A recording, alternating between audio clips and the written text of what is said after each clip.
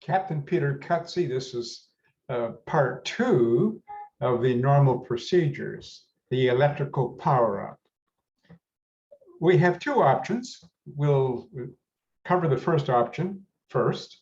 If external power is needed, let's say it is for this example, verify that the ground power available light is illuminated. It is.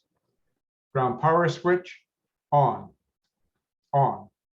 Verify that the source off lights are extinguished. They are. Verify that the transfer bus off lights are extinguished. They are. Verify that the standby power off light is extinguished. It is. Electrical power has been established. Now we'll go to option 2. We'll actually turn off the external power, and we will go ahead with the if APU power is needed. Verify that the engine number 1, APU, engine number 2, fire switches are in. They are. Alert the ground personnel before the following test is accomplished. We have overheat detect switches normal. Test switch hold to fault and off, this position here. When we do it, we will verify that the master caution lights are illuminated on the glare shield. 2, verify that the overheat detect light is illuminated. 1, on the captain's annunciator panel, and verify that the fault light is illuminated. That's this light here, should illuminate. And if the fault light fails to illuminate, the fault monitoring system is inoperative. Verify that the APU detect and op, that's this light here, is illuminated, and do not operate the APU if the APU detect light fails to illuminate. Well, let's go ahead and do that test. We'll do it in 2 parts. That is, we'll do it twice, just so you can view both panels clearly. So we'll hold it to the fault and op. We have a fault light, and we have an APU detect and op light, and we'll go up to the panel. I'll just release the switch for now. We'll go up to the panel and redo it.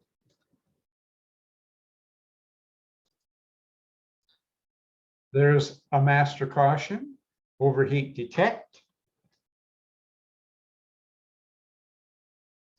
and master caution. 5 lights. Once releasing the switch, all lights should extinguish.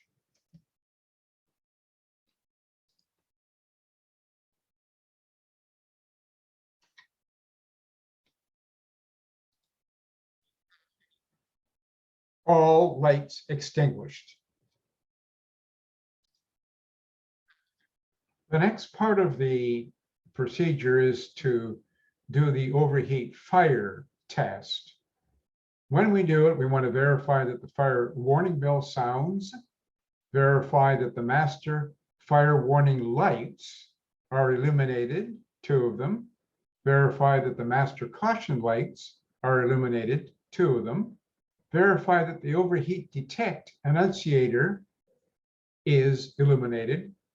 That's on the captain's annunciator panel. Then, after verifying those lights, either one of the fire warning lights push. The bell should cancel, and both master fire warning lights should extinguish. That's what it says here. All right. And then go down to the fire panel and verify that the engine number 1, APU, and engine number 2, fire switch lights stay illuminated. Verify that the engine number 1 overheat and engine number 2 overheat lights stay illuminated. If installed, verify that the engine number 1 and engine number 2 start lever lights stay illuminated. We don't have that option on this particular NG. Note, the wheel well fire warning light on the overheat and fire detection panel may or may not illuminate on DC electrical power only. For accurate testing, do the wheel well fire detection test after AC electric power is established. So that is important. We'll see what happens today. So let's go ahead with the check. There are the two master fire warning red lights, the two master caution lights, and the overheat detect. And the bell is sounding. You can't hear it because of the software I have set up here. In any case, once we push either one of these master fire warning lights, the lights should go out and the bell should cancel. That is the red master fire warning lights and the bell. All the other lights should stay illuminated.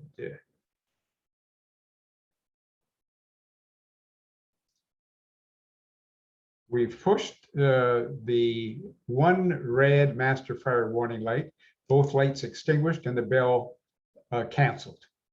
Now let's go down to the fire panel and have a look at the lights that should remain on. Engine number 1, APU, engine number 2, fire switch lights on.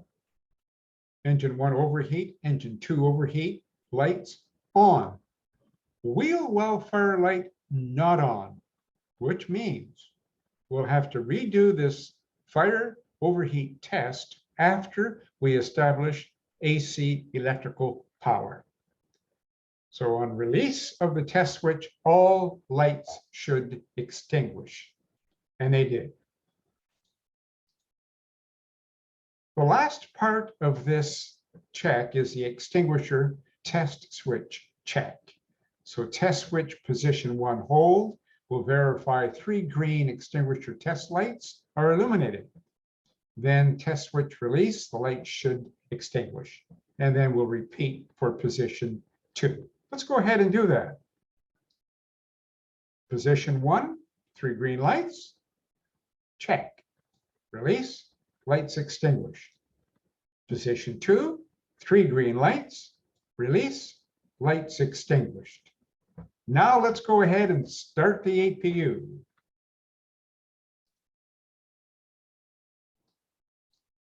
APU start switch, hold momentarily.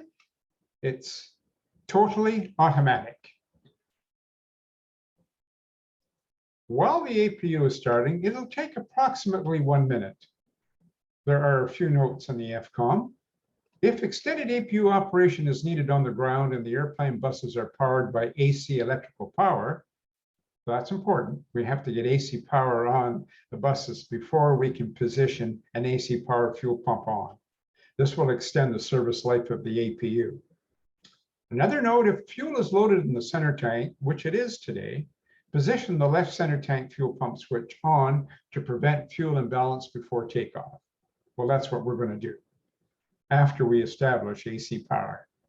Caution, center tank fuel pump switches should be positioned on only if the fuel quantity in their center tank exceeds 453 kilos. Well, we'll check that. And do not operate the center tank fuel pumps with the flight deck unattended. All right. Here we have the APU gen off bus light illuminated. So when the APU gen off bus light is illuminated, APU gen bus switch is on. Left and right. Verify that the source off lights are extinguished. Let's go ahead and make sure of that. Source off lights extinguished. Verify the transfer bus off lights are extinguished. They are extinguished. Verify that the standby power off light is extinguished. It is extinguished. Now we come down to the APU panel, and this is for the NG only. There are lights here. Verify that the APU maintenance light is extinguished. It is. Verify that the APU low pressure light is extinguished. It is. Verify that the APU fault light is extinguished. It is.